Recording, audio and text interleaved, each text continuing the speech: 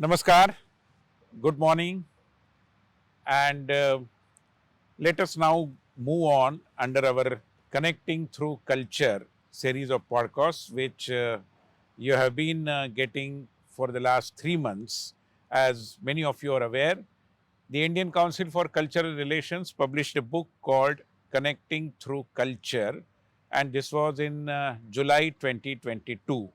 So this July, that is July 2023, we decided to move on to a different media, and that is podcast via YouTube and other platforms. Accordingly, we had two earlier sessions. One was with Sri Amar Hassan, a Syrian national who has translated over 300 bhajans of Mirabai into Arabic, and a sadhak of Indian spiritual traditions. In the second edition, we introduce you to a very well-known chef, Mr. Gill, who has been heading the Indian culinary and cuisine organizations, and he spoke about the culinary and cuisine traditions in India. And in this third edition, we are meeting with a very well-known artisan whose name is Kunj Bihari Singh, and he has been working in the field of craft basically, and the essential introduction of his craft is what we call as Gulabi Meenakari, and this is one particular work of craft which has been the creation of his creative talent. So let us meet with Kunj Bihari ji. बहुत बहुत स्वागत है आपका, और आप वाराणसी से आए हैं, जो स्वयं एक बहुत बड़ी ऐतिहासिक पौराणिक महत्व रखने वाली और कला संस्कृति की नगरी है। तो वहाँ से आप हमारे निमंत्रण पर यहाँ पर आए, तो सबसे पहले तो आपका स्वागत है, बहुत बहुत धन्यवाद आने के लिए। थोड़ा सा कुंज बिहारी जी, मैं कहूँगा कि आप अपना ही परिचय थोड़ा विस्तार से दीजिए। मैं ये तो जानता हूँ, दर्शक भी जानना चाहेंगे कि लगभग 45 साल की आपकी उम्र है, और आपका ये कोई पुश्तैनी व्यवसाय नहीं है। पिताजी तो आपके कुछ अलग काम कर रहे थे, मगर माताजी के माध्यम से, क्योंकि उनके ननिहाल से उनको ये परंपरा का परिचय हुआ, और तब से लेकर उन्होंने अपनी शिक्षा को कारीगरी से जोड़ा, और ये गुलाबी मीनाकारी के विषय में काफ़ी सफलताएं हासिल करते करते वो आगे बढ़ते गए। तो थोड़ा अपना जीवन परिचय अगर आप देंगे तो दर्शक आपसे और अधिक जुड़ जाएंगे। मेरा नाम कुंज बिहारी सिंह है, नेशनल अवार्डी गुलाबी मीनाकारी। वाराणसी में मेरा एक रामघाट हॉस्पिटल है, पक्के महल में, अभी ख़त्म हो गया है वो रामघाट हॉस्पिटल, तो उसी में मेरा जन्म हुआ। ननिहाल भी मेरा वाराणसी में ही है, पक्के महल में। और इस कला से मैं जुड़ा, ननिहाल के माध्यम से जुड़ा। मेरे पिताजी गवर्नमेंट सर्विस में थे, डाक विभाग में, लेकिन मेरे दादाजी जो है ये काम करते थे। और 400 साल पहले 17वीं सेंचुरी में इस इतिहास में कि गुलाबी मीनाकारी का जो इतिहास है मुग़ल के पीरियड में, जो यहाँ पर्सिया ईरान से आया है, तो मेरे दादाजी ने ये काम किया है। और उनके हाथ के बनाए हुए टूल्स अभी भी मेरे पास है। मैंने अपने दादाजी को नहीं देखा, लेकिन उनके टूल्स मैंने देखे हैं, वो मेरे लिए अनमोल हैं।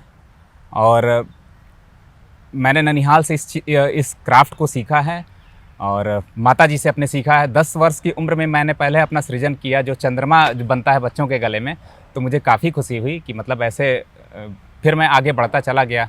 एक समय ऐसा आया कि 12वीं तक की पढ़ाई करने के बाद मुझे लगा कि मेरा क्राफ्ट में जो है ज़्यादा झुकाव है, तो मैंने पढ़ाई छोड़ के फिर क्राफ्ट की तरफ ध्यान देना शुरू किया। तरह तरह के इनोवेशन, नई चीज़ें बनाना, इस पे ज़्यादा ध्यान जाता रहा। कैसे इसको बढ़ाया जा सकता है, कैसे कम किया जा सकता है, इसका लागत कैसे कम किया जा सकता है। अभी कितने सालों से आप ये काम कर रहे हैं कुंज बिहारी जी? मैं बचपन से ये काम कर रहा हूँ, क्योंकि ननिहाल में जाता था तो मैं लगातार करता था इन चीज़ों को। तो क्या अभी आपका इसका कोई कारखाना है? इज देयर ए फैक्ट्री जिसमें कुछ लोग काम करते हैं, कारीगर हैं? वर्कशॉप है, इसमें जितने भी कारीगर हैं, कोई ऑर्गेनाइज्ड वर्कशॉप नहीं होता, लेकिन अभी मैं भारत सरकार की एक समर्थ योजना है, उसमें 30 महिला आर्टिजन हैं, उनको ट्रेनिंग प्रशिक्षण दे रहा हूँ। और इसके अलावा पहले भी मैंने प्रशिक्षण दिया है गुलाबी मीनाकारी का। करीब 500 वुमेंस आर्टिजन जो हैं प्रशिक्षण ले चुकी हैं। उनमें से काफ़ी काम भी कर रही हैं, काफ़ी सक्सेस भी हैं उसमें कुछ, और ये काम लगातार बढ़ रहा है, ये अच्छी बात है। मगर एक हमें बताइए कि जैसे ये चांदी के एक छोटे से पात्र को आपने बहुत अच्छे तरीके से नया आकार भी दिया है, उसमें कटिंग भी इन्वॉल्व है, और फिर उस पर गुलाबी मीनाकारी का काम भी आपने किया है। तो ये प्रक्रिया कैसे होती है? मतलब पहले आप चांदी का जो भी वस्तु है, बर्तन है या जो भी है, आप उसको लेते होंगे, फिर उसमें आगे चलकर कैसे प्रक्रिया बनती है? नहीं, ऐसे दो तरीके हैं, एक तो मोल्ड के ऊपर आधारित होता है, और एक और तार और सिल्वर सीड जो होती है, शुद्ध चांदी के सीट होती है, पत्थर होता है और तार होता है, उनको जो इस्तेमाल करते हैं। और हमेशा इसमें शुद्ध चांदी ही प्रयोग होती है, क्योंकि शुद्ध चांदी ऑक्सीडाइज नहीं होती, उसमें से कार्बन नहीं निकलता। अगर कार्बन निकलता तो मीना कलर उसके साथ ही छोड़ देगा। इसके जो कलर होते हैं वो मेटल ऑक्साइड से बनते हैं, धातु अयस्क से बनते हैं।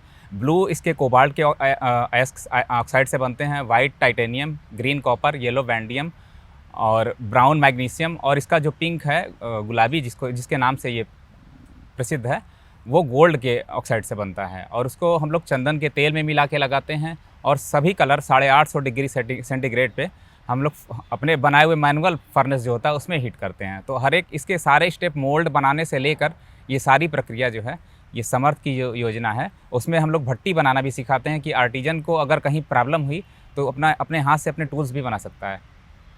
तो ऐसा एक पात्र बनाने के लिए जो इतना आकर्षक है, रंग बिरंगा है, कितना समय लगता होगा? एक कलाकार अगर इसको कारीगर कर रहा है तो ये कितने, 4 दिन, 5 दिन, 8 दिन? ये एक दिन में बन जाएगा। एक अगर दिन कोई में। सिद्ध शिल्पी है तो ये एक दिन में बन जाएगा।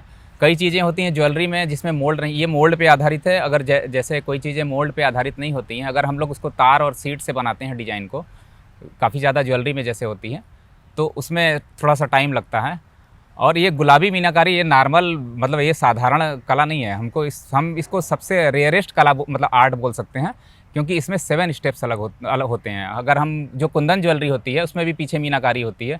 अगर हम इसको देखें कि इसके 7 स्टेप्स को देखें, तो पहले हम किसी चीज़ को ड्राइंग या डिज़ाइन करते हैं, फिर उसके बाद उसका गढ़त करते हैं। गढ़त मतलब उसका जो चांदी या सोने का हम उसको बनाएंगे। जैसे एक हार होता है तो उसको पहले हम डिज़ाइन करेंगे, पूरा उसकी ड्राइंग बनाएंगे, फिर उसके बाद उसको गढ़त चांदी या सोने से बनाएंगे, और उसके बाद उस पर इनग्रेविंग खुदाई से डिज़ाइन बनती है। उसके बाद मीनाकारी होती है, फिर उसके बाद पेंटिंग होती है, और नॉन ट्रांसपेरेंट वाइट पे पेंटिंग होती है, और इसके बाद इसमें जड़ाई होती है, जिसमें रत्नों की जड़ाई होती है, सेमी प्रेसेस स्टोन भी लग सकते हैं। आखिरी इसका सबसे पोहाई और गुंजाई, जिसमें एक मोती की माला या फिर उसमें जो बीड्स लगा सकते हैं। कुंज बिहारी जी, इसके लिए आपके पास चित्रकला का भी ज्ञान होना बहुत जरूरी है। ये बहुत जरूरी है, चित्रकला का भी ज्ञान। चित्रकला के सिवाय तो संभव नहीं है। तो ड्राइंग होना चाहिए, थोड़ा धातु विद्या से भी परिचय होना चाहिए, थोड़ा रसायन शास्त्र से भी परिचय होना चाहिए। सही है? ये साधारण कला नहीं है, इसमें कला भी है। इस कला में आप कला भी बोल सकते हैं, इसमें विज्ञान भी है, समाहित है, और इसमें रसायन शास्त्र भी है। And the beauty of the whole thing is that even one single person can learn all these facets of this particular art or science and come out with such exquisite things out of his creative talent. मगर एक मुझे बताइए, you where saying कि ये जो सारी कला है वो ईरान से हमारे यहाँ आई, तो इसका क्या इतिहास क्या है? कब से ये भारत में है? और भारत में जब हम देखेंगे तो ये तो कोई केवल वाराणसी में नहीं है, अन्य अन्य जगह भी है। तो वो कहाँ पर है, कैसे है, और क्या उसमें अलग अलग शैलियाँ हैं, स्टाइल्स हैं? 17वीं शताब्दी में ये पर्सिया, जो अभी ईरान के नाम से जाना जाता है, वहाँ का एक इस्फहान शहर है, वहाँ पे मूलतः ये मौजूद है। और वहाँ से जब मुग़ल आए तो उस समय ये कला, जैसे उनको अपने सिंहासन में या मुकुट में या फिर ज्वेलरी में जब उनको करवाना था मीना, तो वहाँ से कारीगर आए। उनकी इस्लामिक शैली थी, उनके ज्योमेट्रिक जो डिज़ाइंस थे वो अपना करते थे। लेकिन जब यहाँ भारत में आई तो यहाँ के कारीगरों ने उसको अपनी शैली दी। अब हम लोग मोर बनाते हैं, पशु पक्षी बनाते हैं, राधा कृष्ण बनाते हैं, और भी बहुत सारी चीज़ें बनाते हैं। हम लोग ने जीवंत मूर्तियाँ बनाई, भगवान राम की, लक्ष्मी गणेश जी, हनुमान जी, ऐसे बनाई। और इसके अलावा हम लोगों ने मोर, हाथी, गणेश जी सब कुछ बनाए। और हम लोगों ने इसमें जैसे जिस जगह ये पूरे भारत में फैली, जयपुर के काफ़ी, राजस्थान के काफ़ी शहरों में भी है, उनकी अपनी अलग शैली है। हरियाणा में भी कुछ जगह है। और मैंने मतलब विदेश में भी देखा मैंने, वहाँ पे भी अपनी अपनी अलग शैली है। आप कभी इस्फहान होकर आए हैं? मैं सर जेनेवा गया हूँ 2015 में। यूरोप में भी है ये कला, उनकी अपनी अलग शैली है। सऊदी अरब में गया, रियाद में आदरणीय सुषमा स्वराज मैम थी साथ में, तो मेरे लिए तो अनमोल क्षण है, वो मेरे साथ थी। वहाँ की भी अपनी शैली है, वहाँ भी मीनाकारी क्या होती है। था रियाद में जिस कारण आप वहाँ गए सऊदी अरेबिया में? उनमें एक जनद्रिया फेस्टिवल होता जी, है। जी। जनद्रिया फेस्टिवल में वो कल्चरल प्रोग्राम का ही होता है। तो भारत की तरफ से 2 आर्टिजन गए थे, एक राजस्थान से तारकसी के थे मोहनलाल शर्मा, और एक मैं था गुलाबी मीनाकारी वाराणसी से। तो हम लोगों को अपनी कला दिखाने का मौका मिला। तो वहाँ पर कुछ बिक्री भी होती है? हम लोगों को बिक्री की इजाज़त नहीं है, इजाज़त नहीं। लेकिन डेमोन्स्ट्रेशन देते हैं। लेकिन वो सारे लोग एम्बेसी का वो करके ले लिए सब कुछ, कुछ बचा नहीं। तो आज की तारीख में मैं जो एक सवाल पूछ रहा था कि भारत में ये राजस्थान में है, आपने कहा उत्तर प्रदेश में है, अन्य प्रदेशों में भी गया है ये, दक्षिण में कहीं या इधर बंगाल बिहार? नहीं, ये दक्षिण में कहीं नहीं है, बंगाल बिहार में भी कहीं नहीं है। बंगाल में है, पश्चिम बंगाल में है, लेकिन उनकी अपनी अलग शैली है। वाराणसी में जो खास है इसकी गुलाबी जो कलर है, वो इसमें जैसे मीना कलर होते हैं ट्रांसपेरेंट और नॉन ट्रांसपेरेंट। ट्रांसपेरेंट नहीं, उसको ट्रांसलूसेंट बोल सकते हैं, कम पारदर्शी जो होता है, और एक नॉन ट्रांसपेरेंट होता है जो टाइटेनियम से बनता है। तो उसके नॉन ट्रांसपेरेंट वाइट के ऊपर जो पिंक होता है, ये खासियत है ये बनारस की। जो चित्रकारी की कला है ये बनारस के लोगों ने दी है। इसके पहले राजस्थान में जो कला होती है तो वो ट्रांसपेरेंट से अपनी कला दिखाते हैं। हम लोग पेंटिंग से भी उसके बाद अगला स्टेप जो पेंटिंग का होता है, 5वां स्टेप, वो हम लोगों की देन है, वाराणसी के लोगों की देन है। And let me tell the audience one thing, that these particular things are not just for the sake of art and culture. There is some element of business and entrepreneurship also involved in it.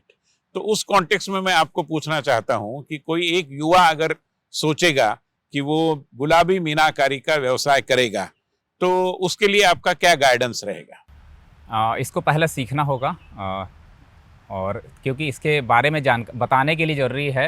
अगर वैसे लोग इसको कभी कांच का समझते हैं, तो कभी लकड़ी का समझेंगे, कभी मिट्टी का, क्ले का समझते हैं, लेकिन जब इसके बारे में बताते हैं तो वो कोई भी कस्टमर होता है इसको लेके ही जाता है, और वो दूसरे कस्टमर को भी जो है भेजता है। ये इसकी खासियत है।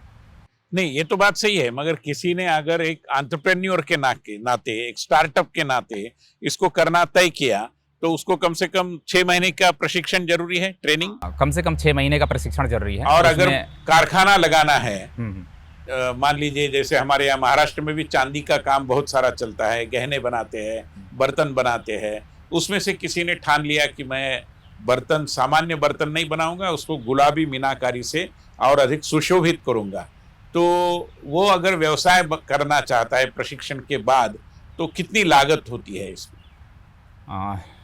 ये सोने और चांदी के ऊपर काम होता है, इसलिए लागत तो इसकी बहुत होती है। हम इसको अगर लाख 2 लाख भी कहें, या मतलब इसकी लिमिट नहीं है। मगर बैंक वाले इसको मानते हैं, अभी जो सरकार मानते हैं, और मुद्रा लोन में भी इसको मुद्रा लोन भी मिलते हैं। इसमें सबसे अच्छी बात ये है कि हमको ऑर्डर मिलता है तो 50% 70% पहले एडवांस मिल जाता है। ये सबसे अच्छी बात है। अगर कोई कला सीखा होता है तो आर्टिजन को आराम से काम मिल जाता है, उसको कोई दिक्कत नहीं होती। अगर कोई वर्कशॉप करना भी चाहता है, बनाना चाहता है, तो आराम, बहुत ज़्यादा प्रॉब्लम नहीं है, इसमें बना सकता है। और वैसे देखा जाए तो ये सारी चीज़ें जो है, जैसे आपने गणेश जी की एक मूर्ति रखी है, ये भगवान शिव का शंख है, तो बहुत सारे धातुओं के अलावा भी, जैसे क्या कांच के ऊपर भी मीनाकारी की जा सकती है? मीनाकारी बेसिकली कांच ही होता है, और वो ऑक्साइड, मेटल ऑक्साइड से उसमें आते हैं, खास तरह का कांच होता है, और उसमें मेटल ऑक्साइड नहीं, मगर कांच के बर्तन पर मीनाकारी की जा सकती है? हाँ, वही मैं पूछ रहा हूँ। चांदी के ऊपर हो सकता है, केवल चांदी के और सोने के ऊपर ही हो सकता है, ये कांच के ऊपर होता नहीं होता है, कांच के ऊपर। जी।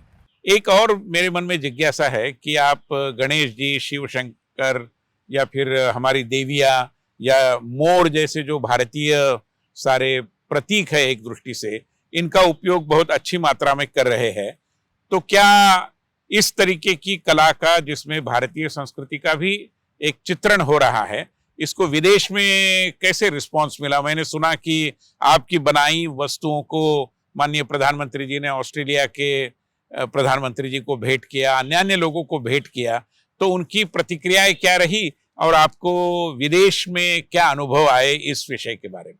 आदरणीय प्रधानमंत्री जी ने मेरा बनाया हुआ चेस सेट अमेरिका के उपराष्ट्रपति कमला हैरिस को दिया था। तो उस दिन मुझे मतलब बताते हुए मुझे जब सूचना मिली तो मीडिया के फ़ोन आने लगे लगातार जो है, और उस दिन 4 से 5 घंटे के अंदर मुझे करीब 1.5 करोड़ का ऑर्डर आया। क्या बात है। तो पहली बार मुझे मतलब ऐसा फील हुआ कि मतलब मेरे पैर ज़मीन पे नहीं पड़ रहे थे, ऐसा था। तो अभी तक मैं लगातार बिजी हूँ, और मतलब मैं ये भी स्वास्थ्य की भी परवाह नहीं करता कि मतलब व्यस्तता ही स्वास्थ्य है, मतलब ये मान के चलता हूँ। और उसके अलावा मैंने अपनी अपनी जो कल्चर है हम लोगों की राखियाँ जैसे मैंने बनाई, रक्षाबंधन पे राखियाँ बनाई मैंने, तो वो विदेशों तक जाती हैं। यहाँ से जो बहनें हैं और डायरेक्ट यहाँ से हमसे ही पोस्ट करवा देती हैं। वहाँ पे कैलिफोर्निया है, फ्लोरिडा है, ऑस्ट्रेलिया, यूरोप में भी गया, कुछ सऊदी में भी कुछ लोग रहते हैं तो उनके पास भी गया, ऐसा भी है। तो ये बहुत हमारे लिए बहुत गर्व की बात है कि हमारा बनाया हुआ जो है। और ये सबसे बड़ी बात है, मतलब इसकी मुझे वो मिली प्रेरणा कैसे मिली कि चाइना की बनी हुई राखियाँ जो है लोग पहले लेते थे, हमारा बना हुआ तिरंगा लोग लेते थे। तो मैंने तिरंगा भी बनाया स्वतंत्रता दिवस पे, अपना सिर्फ एक संदेश देने के लिए कि आप लोग अपने हाथ की बनी हुई वस्तुएं प्रयोग करें, यहाँ इंडिया मतलब अपने भारत की बनी हुई चीज़ें प्रयोग करें। राखियाँ इसलिए मैंने बनाई कि चाइनीज़ राखियों का बोलबाला था, और एक टाइम मैंने देखा कि लोगों के मन में था, वो पूछ के अगर 5 रुपये की चाइना राखी है और वो 50 रुपये की भारत में बनी हुई राखी है, तो 50 रुपये की राखी लोग पूछ ले रहे थे, वो फूलों की राखी बांध ले रहे थे। लेकिन चाइना को उन्होंने जो है मतलब चाइना की राखी सीधे मना कर दिया था। उस साल करीब 40,000 करोड़ का चाइना का नुकसान हुआ। स्वदेशी का सूत्र भी अपनाया और अपने देश की जो संस्कृति परंपरा है उनको आपकी कला के अंदर से ढालकर अपने लोगों तक पहुंचाया। मगर मुझे जिज्ञासा है कि जब आप वियना गए थे या उधर ईरान में गए थे या आपने सऊदी अरेबिया का भी जिक्र किया, या आपके यहाँ भी, अभी वाराणसी तो ऐसा शहर है कि कई विदेशी लोग वहाँ आते रहते हैं, तो उनकी प्रतिक्रियाएं क्या रहती है? वो कितना इसमें रुचि लेते हैं? वो जो ऑर्डर्स देते होंगे वो कौन से प्रकार के ऑर्डर्स होती है? इस पर थोड़ा कटाक्ष करिए।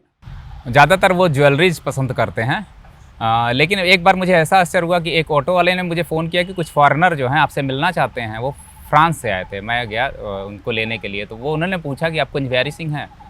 मैंने बोला हाँ। कहें चलिए आप अपने घर पे चलिए जहाँ पे आपका वो है वर्कशॉप है। मैं ले गया उनको, उन्होंने कुछ सामान लिए, लेकिन मुझे ये आश्चर्य हुआ कि वो मेरा नाम पूछ के आ रहे थे और ये कंफर्म कर रहे थे कि आप कुंजबिहारी सिंह हैं तो आपके यहाँ चल रहे हैं। तो इसका मतलब इंटरनेट के माध्यम से आपकी कीर्ति सब जगह पहुंची हुई है। वो फ्रांस से थे, तो ये मुझे काफ़ी गौरवान्वित अनुभव होता है। और कोई विदेशी वहां पर वाराणसी में आपको मिले, आपका काम देखा, उससे कोई और प्रोत्साहन मिला, ऐसे कुछ उदाहरण? बहुत सारे NRI हैं जो पसंद करते हैं इस काम को, और आने के पहले वो ऑर्डर दे देते हैं कि हम भारत आ रहे हैं तो यहाँ से बनी हुई आपके हाथ की चीज़ें ले जाएंगे। तो अभी मेरे पास कुछ ऑर्डर भी हैं उनके, तो दिसंबर में कुछ लोग आने वाले हैं। एक बात मुझे बताइए, आपने कहा कि आपको ये ननिहाल से मिला, आपकी माताजी के घर में ये परंपराएं थी। तो आज के ज़माने में अगर वाराणसी में और अन्य अन्य शहरों में नए कुंज बिहारी तैयार होने हैं, क्योंकि ये तो परंपरा चलती रहनी चाहिए, तो उसके लिए क्या रचना सरकार ने बनाई है? उसमें और क्या अधिक करना चाहिए? कैसे, जैसे मान लीजिए किसी को डिप्लोमा इन गुलाबी मीनाकारी करना है, तो ऐसा डिप्लोमा तो आज शायद उपलब्ध नहीं होगा, तो इसको कैसे आगे बढ़ाना चाहिए? और निफ्ट रायबरेली और निफ्ट दिल्ली और भी निफ्ट के गांधीनगर गुजरात से भी काफ़ी बच्चे आए हैं सीखने के लिए। NID से भी काफ़ी लोग आए हैं सीखने के लिए। मैं ये बताना चाहूँगा कि एक समय था कि ये 12-13 के पास ख़त्म हो चुकी थी, ये कला पूरी तरह ख़त्म हो चुकी थी। लोग 250-300 आर्टिजन से 35-40 बचे थे, और काफ़ी पूरे देश में? हाँ, पूरे देश में नहीं, बनारस में। लेकिन ये काफ़ी दुख की बात है क्योंकि सिल्वर रेट जो है, इसका जो बेस मेटल सिल्वर होता है, तो उसके रेट काफ़ी हाई हो चुके थे। तो इसकी वजह से जो है 7,000 से बढ़ते बढ़ते 7,000 से 75,000 तक हो गया था। तो किसी भी अगर उसमें देखा जाए तो बेस मेटल अगर का रेट काफ़ी हो गया है तो वो काम करीब करीब बंद ही हो जाता था। काफ़ी लोग ऑटो चलाने चले गए, पान की दुकान, चाय की दुकान।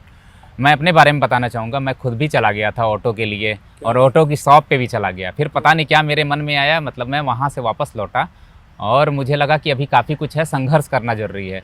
तो मैंने कुछ हैंडीक्राफ्ट का दफ्तर कुछ था, उन लोगों से मैं मिला, हस्तशिल्प का, और मुझे पता चला कि कार्ड बनते हैं इसके हैंड। उसके पहले मुझे ये भी नहीं पता था कि हैंडीक्राफ्ट का कोई ऑफिस भी होता पहला पहचान कार्ड आपको मिला, है। ये किस साल की बात है? ये 2015 की बात है। यानी प्रधानमंत्री मोदी जी आदरणीय- आने के बाद। आदरणीय प्रधानमंत्री जी ने अपने हाथ से मुझे पहला पहचान कार्ड दिया क्या था। बात है, बहुत बधाई आपको। धन्यवाद। और मुझे लगा कि अभी काफ़ी कुछ है, मैंने फिर से संघर्ष शुरू किया और आज ये है कि 25 परिवार मेरे से मतलब मेरे साथ जुड़े हैं। और मतलब जो एक संख्या एक जमाने में 40 तक सिमटी थी, वो आज लगभग 200-250 तक फिर गई है, 500 से ऊपर गई है। देखिए कितना कमाल है जब कारीगर के पीछे सरकार खड़ी रहती है, पूरी सिस्टम व्यवस्था खड़ी रहती है, तो हमारी पारंपरिक कलाओं को नया प्रोत्साहन भी मिलता है। आपके जैसे कारीगर को जो अपने आप में एक कलाकार है, एक साधक है, तो इनकी साधना को भी एक दृष्टि से सरकार के द्वारा प्रोत्साहन मिलता है, एक राज मान्यता मिल जाती है और जिसके कारण आगे बढ़ना संभव हो पाता है। तो आज जिस स्थिति में ये कला आई है, इसको और अधिक विकसित करने के लिए अगर सरकार आपको कहती है कि आपके सुझाव दीजिए, तो आपके मन में क्या सुझाव है? What are the suggestions that you have in your mind? ज़्यादा से ज़्यादा प्रशिक्षण कराए जाएं और हम लोगों के जो प्रोडक्ट हैं हम लोग अपने कला से ही देश सेवा कर सकते हैं।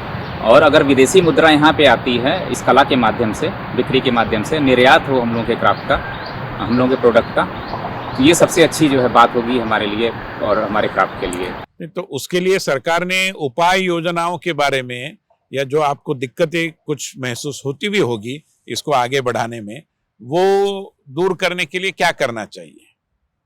निर्यात के लिए प्रशिक्षण केंद्र स्थापित करना चाहिए। जितने भी शिल्पी हैं सभी का इंपोर्ट एक्सपोर्ट आईसी कोड होता है, उनको बना दें।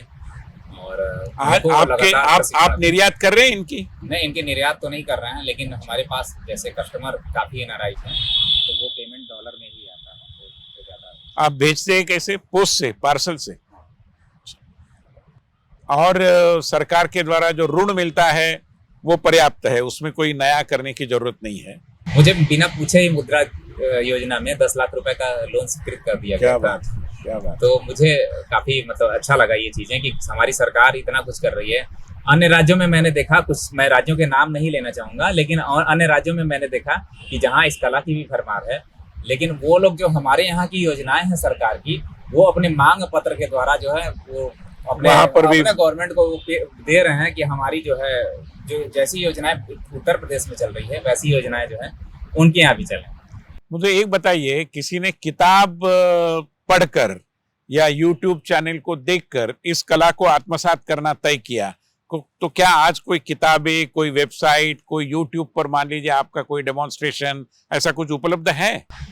मैंने कई बार प्रशिक्षण दिया है, उसके ऑनलाइन भी जो है, कोविड के दौरान जो है निफ्ट के बच्चे थे तो उनको ऑनलाइन भी प्रशिक्षण दिया है, लेकिन जो चीजें सामने देख के महसूस होती है, ये बात सही, वो चीजें जो अनुभव। तो ऐसा कोई शागिर्द बन जाता है आपका और आपके वर्कशॉप में आकर काम करना तय करता है, तो उसको 1-2-4 महीने में ये कला आना एक लेवल तक संभव होगा?